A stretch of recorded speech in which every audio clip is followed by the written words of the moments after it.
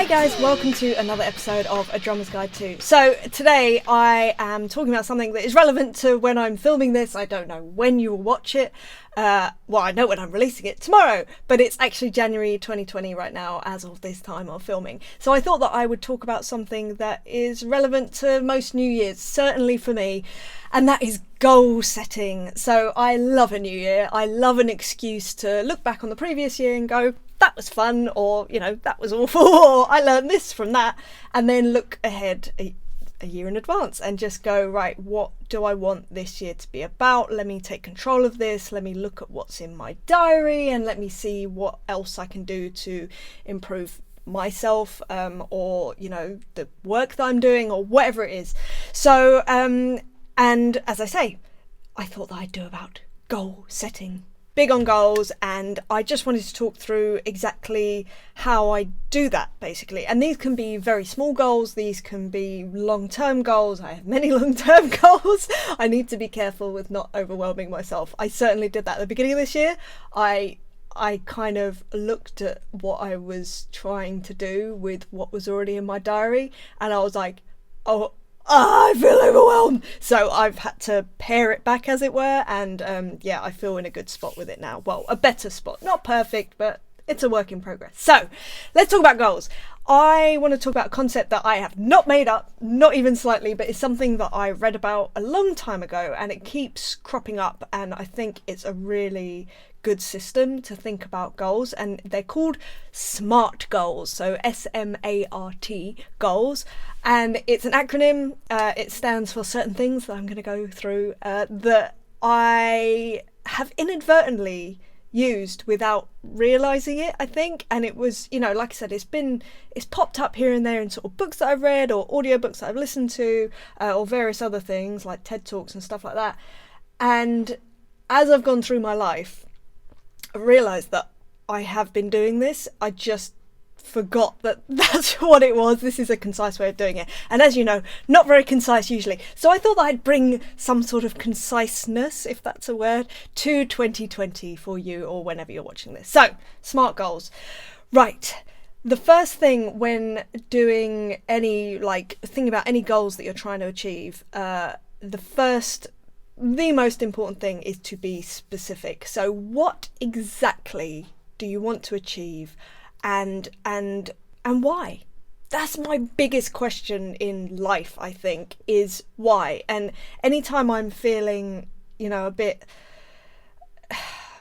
vulnerable, or, you know, just a bit unsure of myself, why I'm doing something, or what I'm doing rather, I will ask myself why. And if the answer to why for me isn't good enough, generally that goal will just get looked at again, or it might even get put down the pile a bit because I realise that it's not as important to me as something else. So for instance, these videos, so important to me because why I do these is because I want to help people like you, hopefully, that are watching. So it's just helping people like my younger self, like my past self, who didn't know where to turn, who felt really alone, who, you know, would reach out to other musicians to ask for advice and stuff like that. So I thought that I'd just put this advice out there without you asking me. I know you didn't ask, but there we go, here we are. So that is a big why for me, why I put out these videos. And again, so for me, the specific goal is still to put out a video each week. There's been an expansion in some of my goals in this area, and I won't talk about them now because I'm working towards getting a good system in place to get them achieved. And I'm big on, if I'm going to say I'm going to do something, I'm going to do it. Like, I'm going to do it. And I'm not perfect. It doesn't always work. But anyway, right, I'm rambling, as always. Specific. It's so important for it to be very, very specific. I'm also going to talk about my most recent goal that I had, which I've never felt so successful in a goal in the way that I defined it, and that was when I was learning to read music.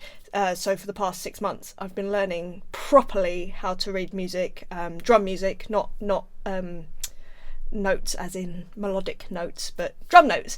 And I had a very specific goal. I was like, right, what I need to be able to do is read charts and play the drums from first seeing it, but play in a way that locks in with the track, also doesn't sound like I'm reading a chart, so it has to sound like me as a player, and it just so happens that I'm reading what I'm playing. So that was my very specific goal. So whatever your goal is for 2020, or just generally, make it incredibly specific. Just sort of like have a tangible result. I know that I have hit this when I've done this. So, and then off the back of that, why are you doing it? Because if you are feeling, you know, unsure about where you're at with it, or unmotivated, or, you know, you're feeling a bit weird about it, if you know your why, then it will just snap into place and it will remind you, and you'll just go, oh yeah, that's why I'm doing this. Okay, cool. And for me, big factor in my life, and this is just me personally, if I have other people that are relying on me, that is one of the biggest motivators for me. So like I say, with these videos, it's you guys. With the reading thing, all I kept thinking about was, if I was feeling unmotivated, like, oh, maybe I just won't do my practice today, what I'd think about was going into that room, that situation that required me to read, and everyone turning around and just being like, why is she here? And even now, that feeling of like your gut just dropping, your heart literally breaking. And as I've mentioned in another video about failure, I've had that feeling where I failed on every level that I could have possibly failed, and that feeling has never left me, and I refuse to ever feel like that again. So I use that as a massive motivating factor. So that's your S of the SMART. M is measurable. So something that you are able to measure. If you can get like feedback from what you're doing, and I'm not talking about from other people, because other people's feedback, their thoughts, their whatever they say to you is subjective. It is, you know, it's, if you think of it like it's put through a filter of their life experience, which is fine, and a lot of the time they mean well, and I've had a lot of personal experience of this, but sometimes, I mean, if you think about it, so it's put through their life filter, their experience, what they think is possible, you know, all the experience they've had is put through their filter, out their mouth, into your ears, which then goes through your internal filter, which also has preconceived ideas, life experience. You know, someone might say something in a way and you might take it in a negative way, even though that person has meant it in a positive way. So it's a bit of a minefield. So what I would say in terms of things being measurable is something that you can measure yourself. So for me, and I will harp on about this till the day I die, for me, the most perfect way is to record yourself and listen back, and some form of that. So for instance, like for me, it was the reading thing. So what I would do is I had a bunch of charts every day. I'd probably play around about, well, it depended on where I was at, but you know, let's say I played 10 charts. I would record it. So I would not have seen the chart. I literally pull up the chart, have a quick scan, right, hit play and record myself playing to it, and then listen back and be honest with myself. And it's very easy to be honest with yourself when it's just you in a room, and you know, we've all got insecurities, and you know, we tend to, I certainly tend to focus on the weaknesses, which is fine. You do need a balance, obviously, of like trying to pick out the positive things as well that you can hear. But you will find your weaknesses. You will find the things, you know, and it might be just an overarching feeling of that. For me, that sounded like I was reading it. Okay, cool. Well, let me try another one. Let me try a different chart. Okay. Next one, maybe it's slightly better, maybe it's slightly worse, but you need to trust the process of that it will get better, basically. Let's say that you're trying to work on your performance skills. You would video yourself playing a song that you know really well. This is the other thing, sort of like taking away all the other obstacles or the other variables. So yeah, if you're working on your performance and you're videoing yourself playing, you want to be playing a song that you know inside and out, because the last thing you need is that element of uncertainty or being unsure about the parts or whatever else. So try and focus on one element. For me, in terms of reading, it was to make sure that they were songs that I didn't know, because otherwise my experience of playing them would have clouded my judgment of what I was reading, if that makes sense. This all sounds very rambly, I'm sure, and I apologise. But if you can find something that is like that is measurable in terms of these videos, what's measurable? I release one a week, so if that video ain't there, then that is, that means that I have failed miserably. So that's fine. A is for Achievable in these SMART goals. So, a story that instantly comes to mind is I remember being with someone having a conversation, probably when I was around about, I don't know, 12 or 13. So I'd only been playing drums for a couple of years, and I remember them saying to me, well, you're not going to be the best in the world. And I remember feeling like really betrayed and really like, oh my God, what do you like? Who says that? Again, this comes down to other people's filter coming into my filter and my insecurities. It was meant in a very loving way, I think. Well, no, I know it was, but it was. I took it in a bad way. However, I now look at that and go, well, of course, that doesn't. In fact, I shouldn't talk about A's. We've just done A. One, the best drummer in the world, in my world, doesn't exist. Like, there are so many incredible musicians that are absolutely amazing at certain things.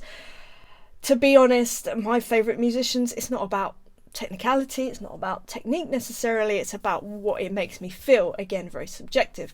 So, as I've gone on in life, I understand that is subjective, So there's no point in having a goal like that, which actually is physically unachievable. However, let's go back to this reading thing. I'm so proud. I can't tell you how proud I am that I did this and it worked. Anyway, sorry, I'm a bit gushy today. You have to forgive me. But I knew that it was achievable because I knew that I just knew. I don't know whether it was blind. I think I just went, do you know what? It has to be because this gig is happening and you're going to be there. So you're going to make this work. And as I started out, when I very first started out, I didn't really know where I was at in terms of ability. So I was terrified. I was terrified that I was just going to be the worst person ever, couldn't read a note, couldn't even read a bar. And I luckily had people around me who are very good readers, who gave me a few tips, ways to not get overwhelmed, things like that. Which meant that on that first day that I sat down and went, right, here is a chart, play it, it wasn't as bad as what I thought, which was great. And that just solidified to me, I'm not as awful as I think I am. Brilliant. So I went from there basically, but I knew that it was achievable. I also knew it because I had spoken to someone that had done it before, who also, in fact, I'd heard about a few people who had done this gig who were not the best readers. In fact, one guy hadn't read a note in his life, but he was doing it, and I thought, well, you know what, then I can do it. Like, absolutely. And if you do see other people that have done something similar, it makes it easier to believe that it is achievable. So that's it. That is good. The fourth R, the R of the SMART goal, is to make sure that it's realistic.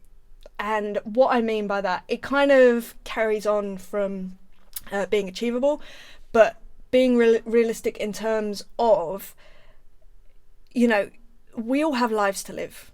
We all have so many different elements that make up our daily life. Some of us have families. You might have this, like for instance, I had this goal of reading. I was still touring. I was still doing gigs. I was still recording in the studio. I had other commitments that had to be upheld, and I wanted to uphold. It can't necessarily be all consuming, and I think in a way that's a good thing, because what is it they say? A change is as good as a rest, and I believe that. And I think when you are striving for goals, rest, oh my gosh, so important. So important. And I'm kind of like talking to myself here because it's the thing that I probably struggle with the most is resting, taking time out. I'll talk about that on another video, no doubt.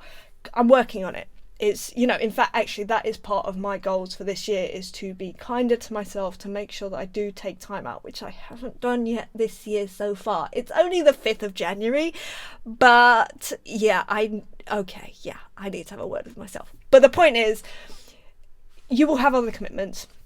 Make that work for you. Make it work in that, okay, I have 1 hour today that I can do something in. Cool, I'm going to do it. And it kind of, what's that other thing?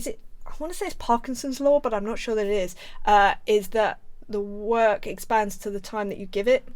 I think it's said in a lot more of an eloquent way than I just did, but that's essentially it. So if you have an hour, you will make an hour work, and you will work hard in that hour, and you will have these sort of like goals, which I'll go on to, sort of smaller goals to achieve every day, or maybe it's once a week, or, you know, but make it realistic. Because the other thing is, you don't want to get, I need to stop saying you don't want to get overwhelmed, because that is one of the biggest killers for me of anything that I'm trying to do. If I'm overwhelmed, it debilitates me instantly.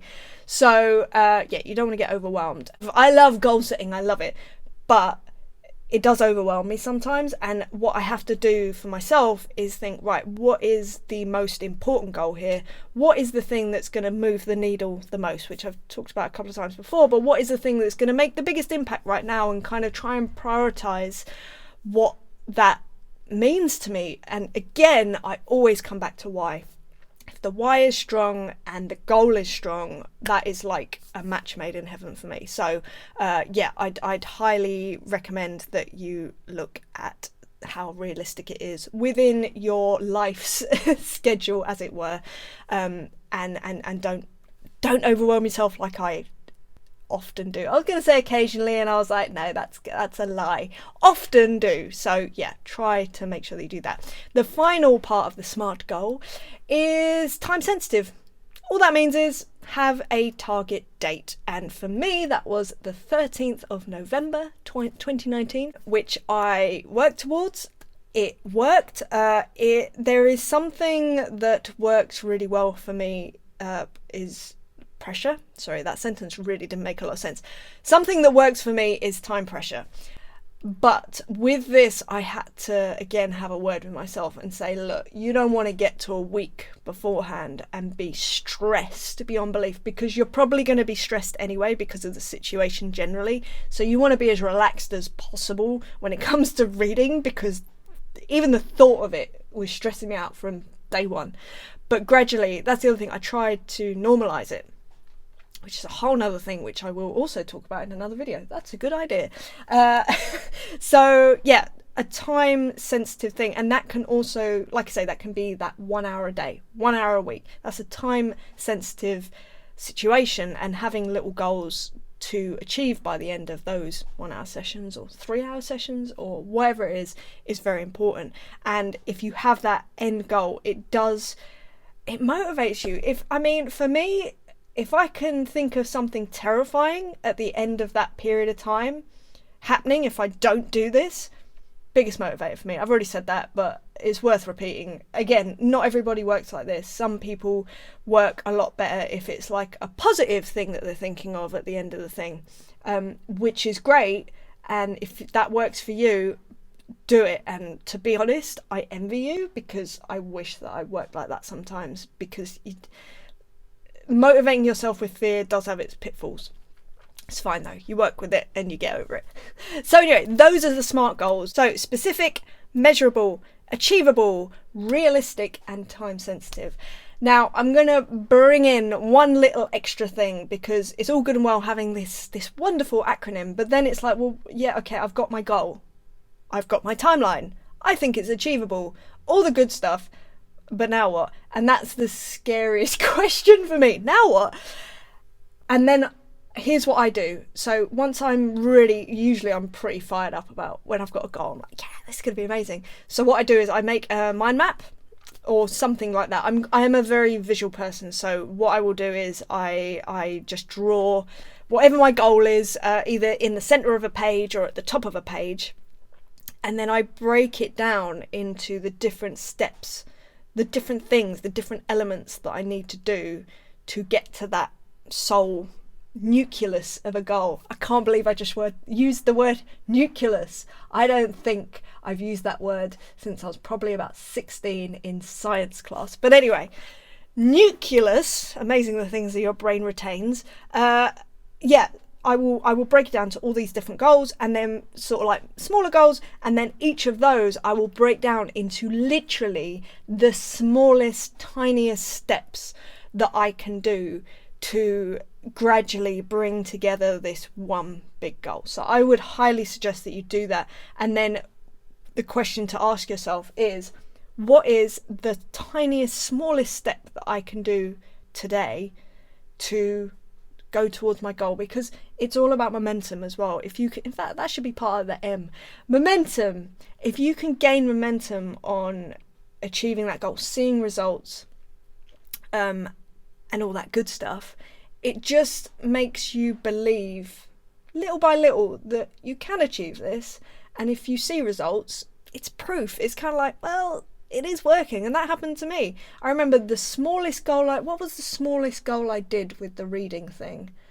I think I just got together a bunch of different ways that I could practice my reading. So it was like drum exercises, it was sheet music, and then it was different types of sheet music, and then it was different kinds of songs that I have never played before. In fact, most of which I have never heard before. And as I kind of like went through that, it refined itself into what I should be doing. So, you know, things do move naturally. They do, it's like, who was it that said that so, you know, there's an artist, I can't remember who it is. It might have been someone who did like the David statue or something like that. And I don't know why I'm pulling this from the back of my brain somewhere. But whoever it was said that they would work in marble and they would create statues from marble. But they said that what the subject was, what the statue was already in the piece of marble. It was just about chipping away and revealing it. And I feel like it's similar with goals, because they will change, they will evolve. You will find what it's meant to be or how you're meant to do it, but you've just got to start doing it. And that is the hardest step. It's the scariest step, because you're essentially committing. Also, when you're doing this measurable stuff, when you're like actually looking at what you're doing, listening to what you're playing, or whatever it is, it can be scary, it can be horrible, it can be gross. But you need to go through that to get to the amazing statue at the end. Anyway, right, I'm going to go now. I hope that this has helped you into your 2020 goals. Let me know how you get on with them. Basically, I'd love to hear what your goals are for this year. Also, I forgot to say, in that time-sensitive thing, break them down into like monthly goals, weekly goals, daily goals, and yeah, just do that like one day at a time, as many people say. One day at a time, and it will build incrementally. And before you know it, you're on the gig and you're reading and it's working. And I got the best compliment from one of the guys on that gig. In fact, it's the guy who wrote the charts that I was playing. And he said to me, you've like, I can't remember, I put up something somewhere on social media, and he just said, I said, you know, I did it! I learned how to read for this gig, I'm so excited, which I was. And he said something along the lines of, you read brilliantly, you play as if you're not reading. And I was like, oh my god, I'm done! He's amazing, and he thinks that I'm playing like I'm not reading. That is everything to me. My goal was just to play like me. And I feel like I did that, and I'm getting slightly emotional. So on that note, I'm going to leave you, but I hope you've enjoyed this. Please feel free to subscribe, and if you have any questions yourself, leave them in the comments. I'd be happy to do a video about something, anything really, and or you can drop me an email at info@adrummersguide2.com. But yes, Happy New Year, or happy whatever, wherever you are in this year, next year. Who knows how many years. But yeah, I hope you're having a lovely day, wherever you are, whatever you're doing. Go set some goals. You can do it. I swear, if I can do it, you can do it. All right. I will see you next week for another subject. All right. See you guys later.